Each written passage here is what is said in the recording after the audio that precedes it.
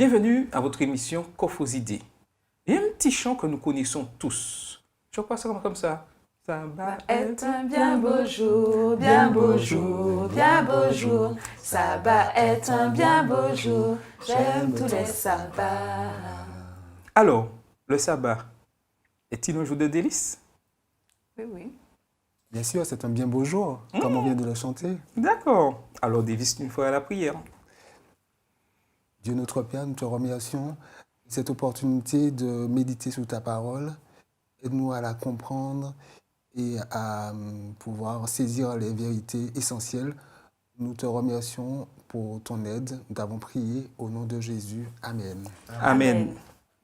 C'est vrai, le sabbat est un jour de délices et nous l'avons pleinement discuté durant les 11 dernières leçons où nous voyons que le sabbat était quelque chose vraiment mis en place par Dieu lui-même pour chaque être humain.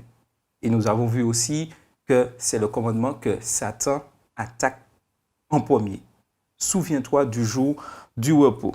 Alors, remontons dans, je dirais, dans la création.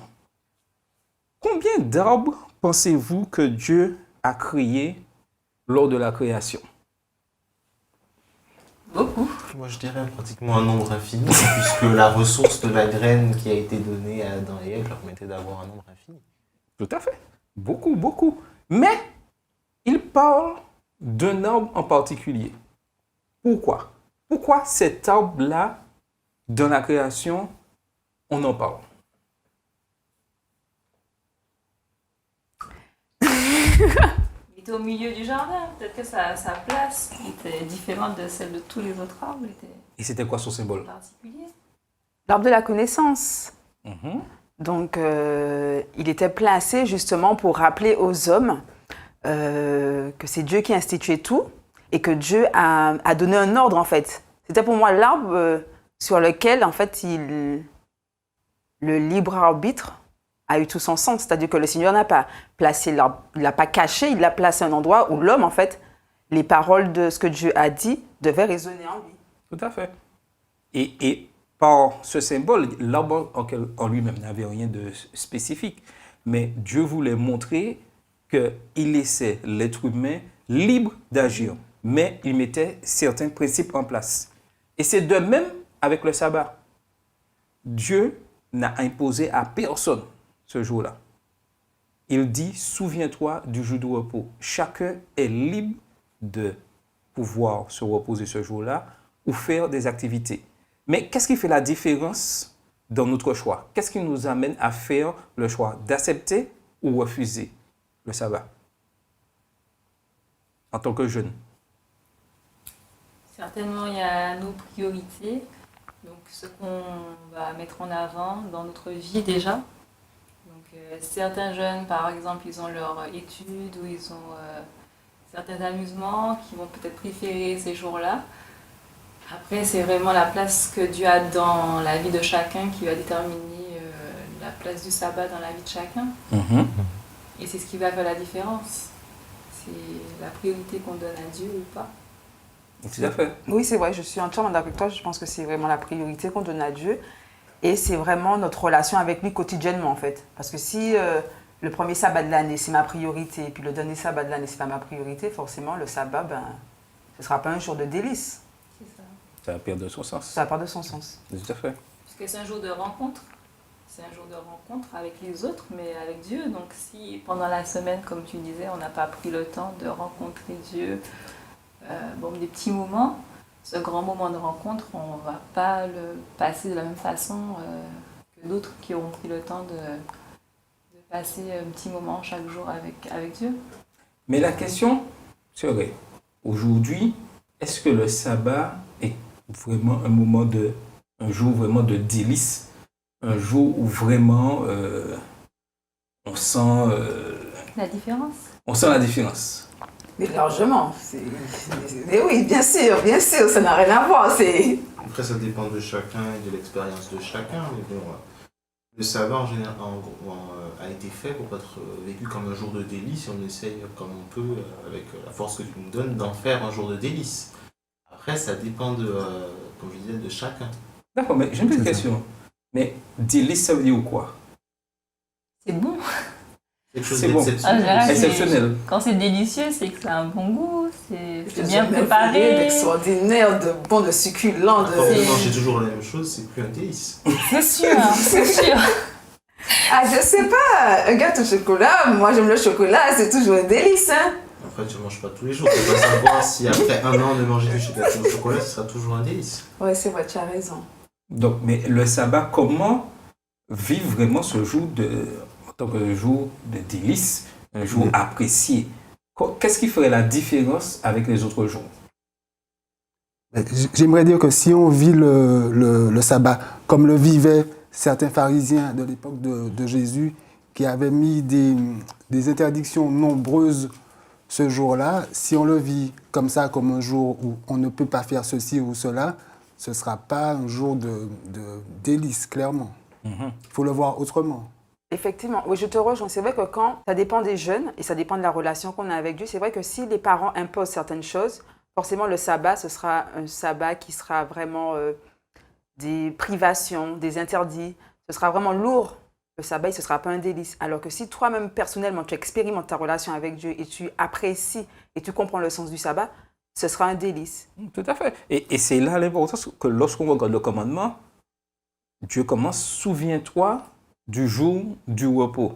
C'est-à-dire qu'on se souvient d'un moment particulier, agréable. Qui n'aime pas se souvenir de son anniversaire? Tout le monde aspire à ce jour-là et on se souvient. Donc c'est pareil, c'est-à-dire que c'est un jour spécial et qu'il y a quelque chose de spécial. Mais comment, en tant que jeune, rendre ce jour vraiment spécial individuellement? Je pense que ça passe d'abord par la perception du sens du sabbat. Parce qu'en gros, c'est un jour de repos. Comme tu disais, on a souvent des privations associées au sabbat, même par rapport aux pharisiens et tout ça, c'est la façon dont ça s'organisait dans les temps de la Bible. Mais après, si on centre notre observation du sabbat sur le repos, je pense qu'on peut déjà faire une bonne part dans le fait de considérer le sabbat comme un jour de délice. Tout à fait. Et oui, Oui, juste pour rajouter à ce qu'il disait, pour essayer de passer outre ces privations qu'on a l'habitude de mettre en avant, c'est aussi peut-être préparer quelque chose qu'on aime faire ce jour-là. Si ça dépend de chacun, chanter, faire des petites scènes sur la Bible, faire des jeux, prier, enfin vraiment faire ce qui est apprécié, ce qu'on aime pour pouvoir passer un bon moment ensemble et avec Dieu. Et préparer ce jour-là, parce qu'il y a des fois on entre dans le sabbat sans vraiment être préparé, un peu comme ça, même des fois un peu en retard. oui, Donc, des fois c'est compliqué. Tout à Des fait. fois, on est parachuté. On se parachute. Mais- ça. Oui, mais lorsque Dieu nous dit retenez vos pieds en ce jour, ça veut dire quoi? Quand Dieu nous parle, nous dit retenez votre pied, faites attention, c'est un jour saint, un jour sanctifié. Donc il y a une particularité. C'est vraiment un jour où Dieu a toute sa place. Tout va tourner autour de lui, de sa personne, mais aussi en relation avec le prochain, avec les frères, et puis aussi dans la bienveillance, parce qu'on sait que le sabbat, c'est pour faire du bien. Donc tout ça rentre dedans. Et si on n'arrive pas à préparer le sabbat, c'est sûr qu'on part déjà de mauvais pieds. Et si on arrive dans le sabbat à 19h ou quelque chose comme ça, on a déjà un petit déséquilibre. Donc déjà commencer à penser au sabbat vraiment comme une fête. Quand on pense à une fête, bon, faut qu'on fasse ça et tout, il faut que tout soit millimétré, il faut que la maison soit préparée. Et voilà, vraiment que autour, déjà, l'environnement soit propice pour passer un bon sabbat. Ça peut aider. Donc, mais pour certaines personnes, c'est vrai que c'est difficile de comprendre ce jour d'adoration, un jour à part un jour qu'on arrête toute activité. Et c'est vrai que des fois, dans le passé, on entendait souvent que c'est un jour d'interdiction. Mais comment faire comprendre, nous, en tant que jeunes adventistes adorateurs de ce jour du sabbat, comment faire comprendre aux autres que c'est un jour de délice? Parce que je pense qu'il faut présenter que les délices. Parce que si tu dis tu ne dois pas faire ci, tu ne dois pas allumer la télé, tu ne dois pas prendre oui, tu dois pas allumer la télé, tu ne dois pas faire cela, tu ne dois pas faire ceci. Faut pas, tu vois, c'est En plus, vraiment... on préparer le repas à l'avance. Plus on préparer le repas. C'est vraiment tous les interdits qui sont présentés et pas toutes les bénédictions, tous les bienfaits, cette rencontre, ce témoignage qu'on rend. Et c'est la perception, en fait, que dans l'éducation qu'on a eue, et c'est comme ça, en fait, qu'on voit le sabbat. Quand on présente les aspects négatifs de la vie, comme on te dit, bon, ben, tu auras ta voiture, tu as ton permis, tu auras ta voiture. Si on te présente que les accidents, que les amendes, que les pannes de voiture, que les pneus à réparer, que la vidange à faire, que le contrôle technique, tous les aspects négatifs, forcément tu vas te dire, ah non, je prends le bus parce que je n'aurai pas tout ça. Mais si on te présente, oui, mais tu pourras aller à la plage, tu pourras te promener, tu pourras visiter la famille, tu pourras aider à faire des courses. Tu te dis, waouh, oui, effectivement, ben, c'est bien d'avoir sa voiture, je serai autonome. Donc, c'est vraiment la perception qu'on fait, en fait, de la chose, de ce qu'on a. Et si on présente que les aspects positifs, même s'il y aura du négatif, on a à dire différemment. Mais je pense que c'est vraiment l'éducation, la transmission qui a été faite pour ce jour. Et tu parlais des pharisiens, c'est ça, parce que eux, c'était vraiment une liste, en fait, d'interdits. Et ils sont passés à côté, en fait, de ce qu'est le sabbat réellement. Mais des fois, je me demande, est-ce qu'on comprend bien ce jour de délices? Quand je vois d'autres religions qui adorent des idoles, l'adoration de ces objets est plus forte que nous qui avons un jour particulier. Je prends un exemple. Lorsqu'on va dans les pays asiatiques, lorsqu'on va dans leur temple d'idoles, ils retirent leurs chaussures parce qu'ils considèrent que le temple est saint par rapport à quelques statues. Et nous, en tant qu'adventistes du 7e jour, comment nous plaçons ce jour-là? Est-ce qu'il est vraiment saint, vraiment sanctifié? Et comment nous arrivons à le faire percevoir aux autres? En tout cas, je ne sais pas si en rentrant au Reb samedi, j'enlève mes chaussures. Si les membres de l'église vont dire, Saïda, le temple est saint, Saïda, c'est un jour sanctifié, ou remets tes chaussures, s'il te plaît, ma soeur, il va t'asseoir. Il y a peut-être une question de culture là. Mais moi, je vois le texte qui dit de retenir son pied le jour du sabbat. Je ne vois pas comme une privation. Je vois ça comme retenir son pied et pour ne pas faire sa volonté, pour ne pas chercher son propre plaisir. Et au contraire, on peut se tourner vers les autres qui sont en difficulté. Pourquoi pas distribuer des repas sans domicile fixe, leur rendre visite, visiter certains malades. C'est un jour où on a plus de temps pour faire du bien aux autres, tout comme Jésus faisait. Il a fait plusieurs guérisons le jour du sabbat. Il nous a montré comment bien vivre ce jour, à mon avis. Et dans la parole de Dieu, nous avons le psaume 92, qui est un psaume vraiment appelé le cantique pour le jour du sabbat. Et au verset 2, il nous est dit, « Il est beau de louer l'Éternel et de le célébrer ton nom au Très-Haut. » Ma question est, est-ce que vraiment nous comprenons le sens de cette phrase-là? Il est beau de louer l'Éternel. Ou des fois, est-ce que pour nous, nous voyons ce jour-là comme ce jour-là, ou lorsque nous allons à l'église, nous allons juste par routine, coutume, juste pour dire, bon, ben, je vais rencontrer des amis et ça va être un beau jour. Et Evie, à un moment, parlait de préparation. Et sachant qu'on est dans un cheminement et que notre foi est amenée à grandir, à évoluer, peut-être qu'au début, on se dit que c'est une routine. Je vais pour rencontrer mes amis parce que bon, ben, je ne les vois pas la semaine, parce que je n'ai pas le temps de les voir. Et au fur et à mesure qu'on grandit, qu'on chemine, on se dit non, certes, il y aura mes amis, mais je vais à la rencontre de mon Dieu. Parce que toute la semaine, je n'ai pas retenu mon pied. Toute la semaine, j'étais dans une précipitation. Toute la semaine, j'étais la tête dans le guidon. Toute la semaine, ma Bible est restée fermée ou sinon, j'ai lu juste le verset dans l'application qui apparaît sur mon portable et j'ai lu vite fait, sans vraiment prendre le temps de consacrer même 10 minutes, 5 minutes à Dieu. Et donc, forcément, je ne serai pas dans « il est beau de louer, de célébrer ton nom au Très-Haut, d'annoncer le matin ta bonté ». Je ne serai pas dedans. Mais au fur et à mesure que je vais cheminer, au fur et à mesure que ma relation vraiment, où Dieu sera vraiment enraciné dans ma vie, je vais prendre conscience de ce verset-là et je pourrai aller de l'avant. Mais effectivement, à certains moments, il est beau de louer, on le loue que seulement quand on chante, voilà. Non, mais lorsqu'on regarde les versets suivants, verset 3, d'annoncer le matin ta bonté, ta fidélité pendant la nuit, comme tu l'as dit, verset 4, sous l'instrument à 10 cordes et sous le luth au son de la harpe, tu me réjouis par tes œuvres éternelles et je chante avec allégresse l'ouvrage de tes mains.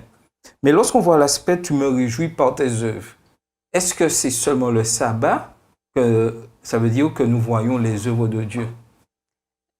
Par rapport à ce, juste pour revenir à ce Mhm. que Saïda disait tout à l'heure, elle disait que c'était une préparation, mais on voit souvent l'aspect extérieur du sabbat, donc ce qu'on voit, mais aussi intérieurement, ce qu'on vit avec Dieu.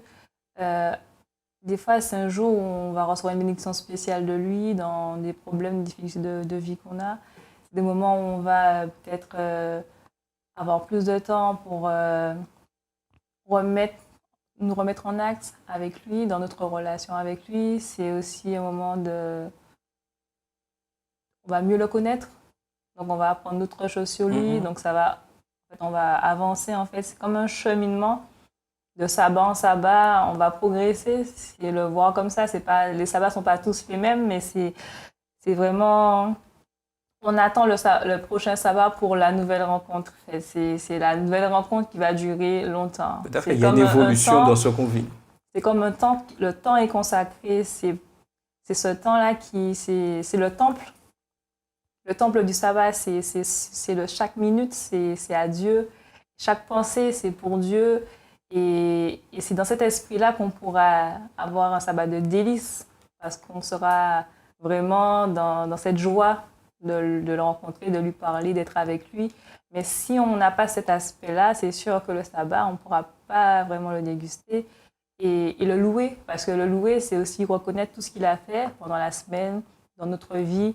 Et on ne va pas le louer qu'avec les lèvres, parce que dans les prophètes, Dieu dit, vous me louez qu'avec vos lèvres, et puis votre cœur est éloigné de moi. Vos sabbats me sont à charge. Je suis là de les supporter parce que c'est pas sincère.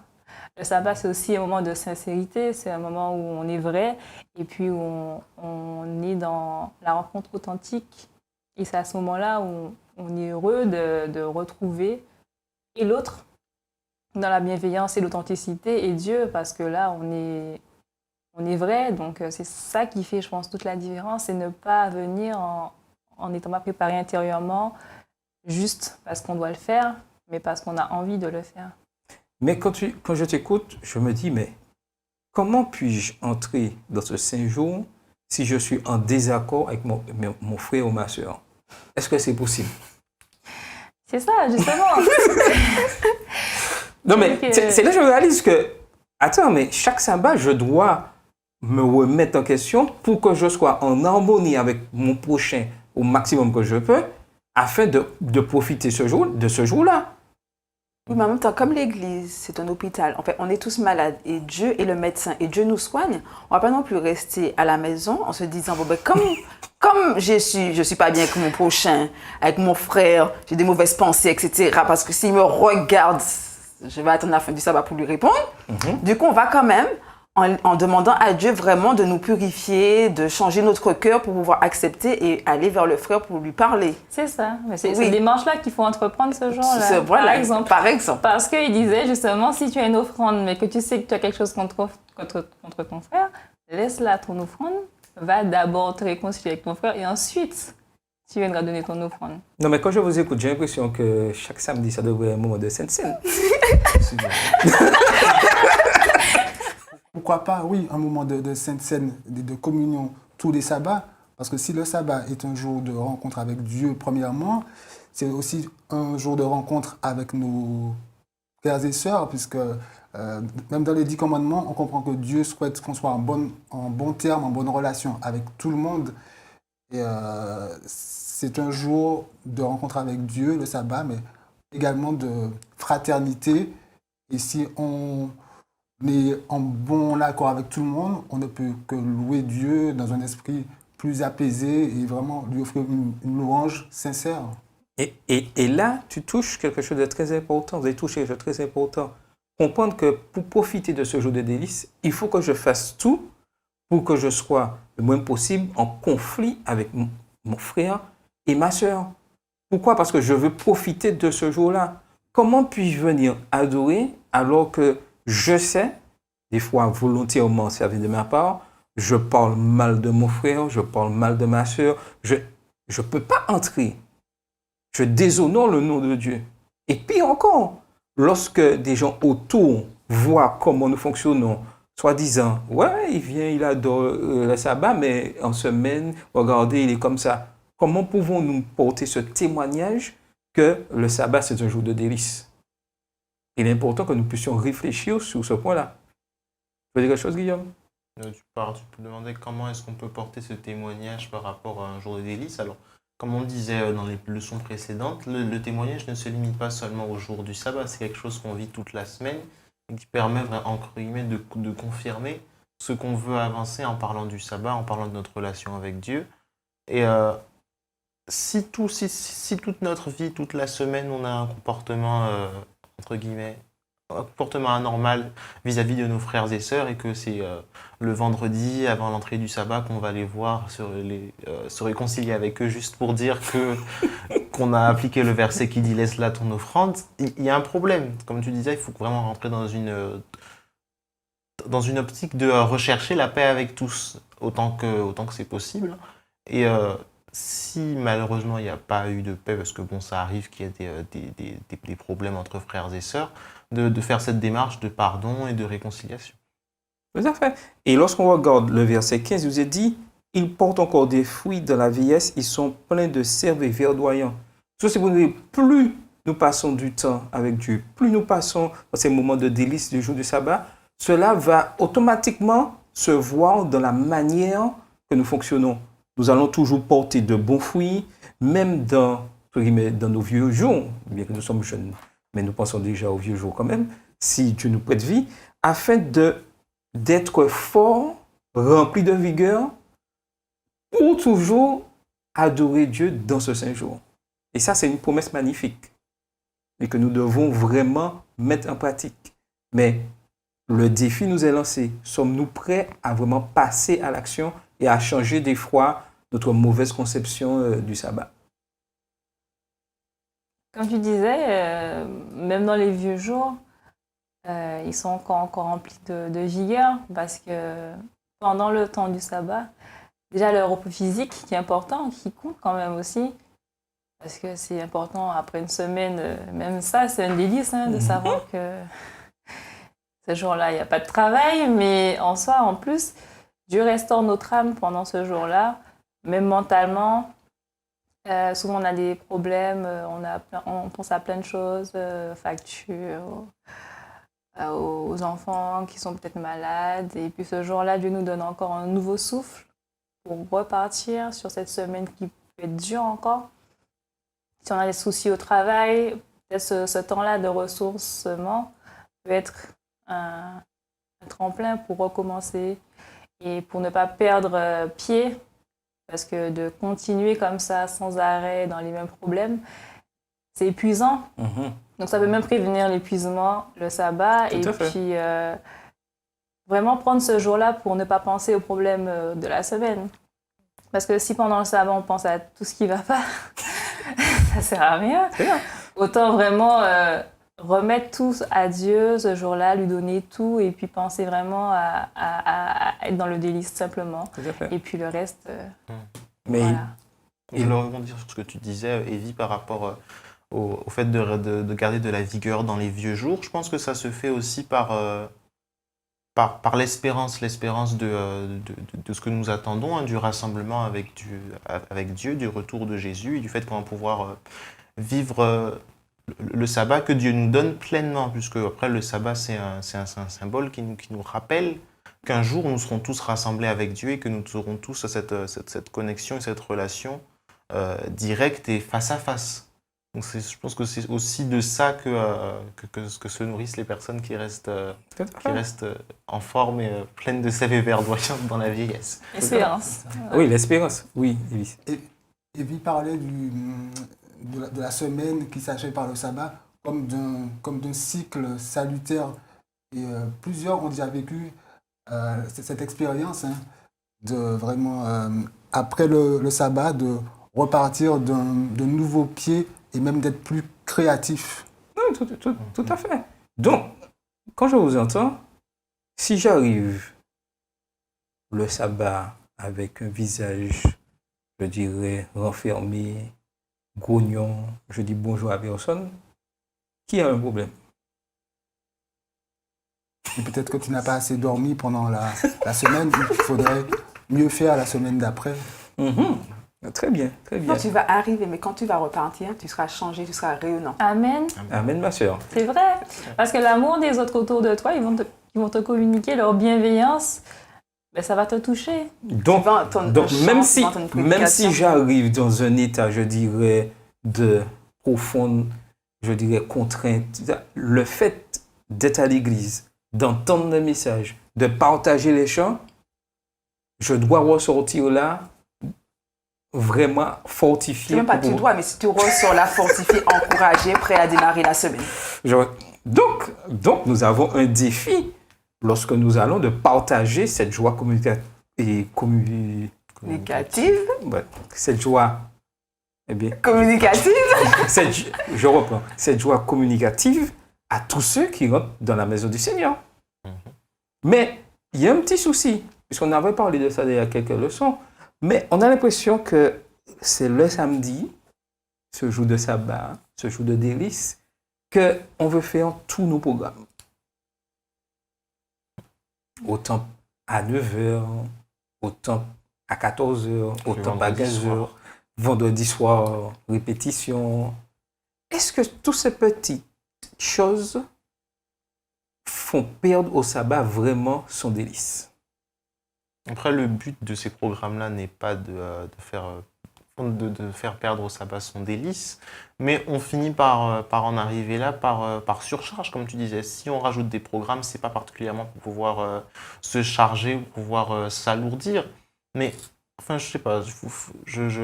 En un sens, je comprends aussi le fait qu'on profite de cette période de temps, mais après, comme tu dis, c'est vrai qu'il est important d'alléger, de reprendre l'essence même du sabbat, qui est le repos. Comment est-ce qu'on peut se reposer avec autant de charges?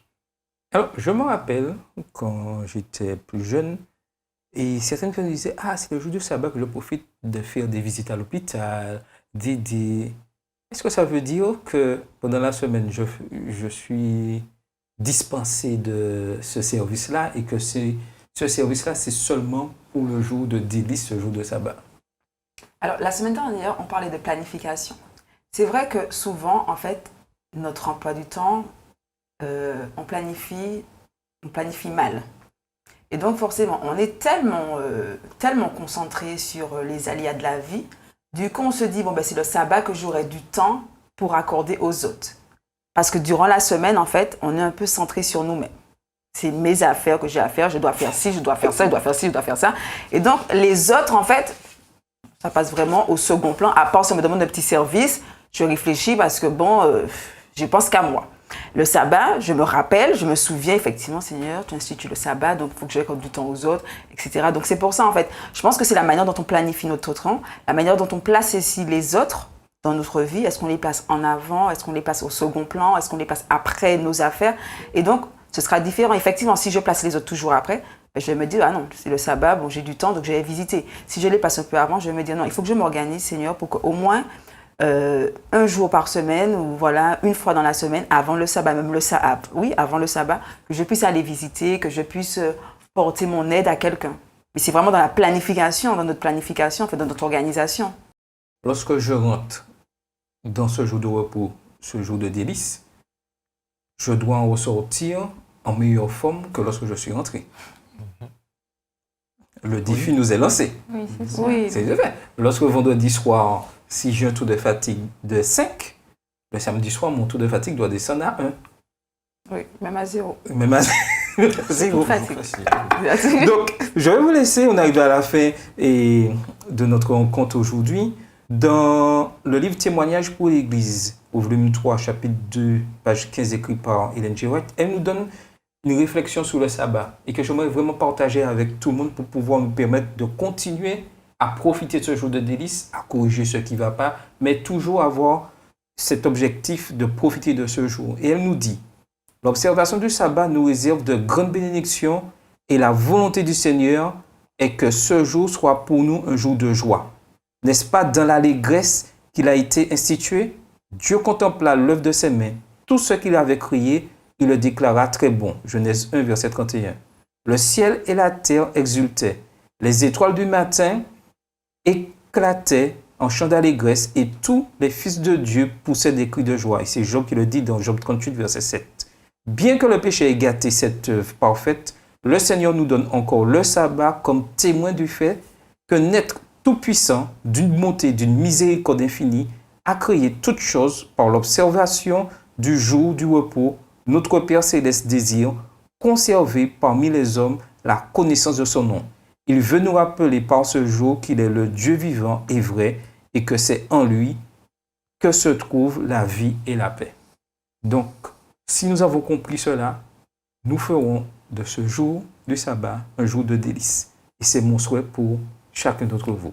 C'était votre émission Coffre aux idées.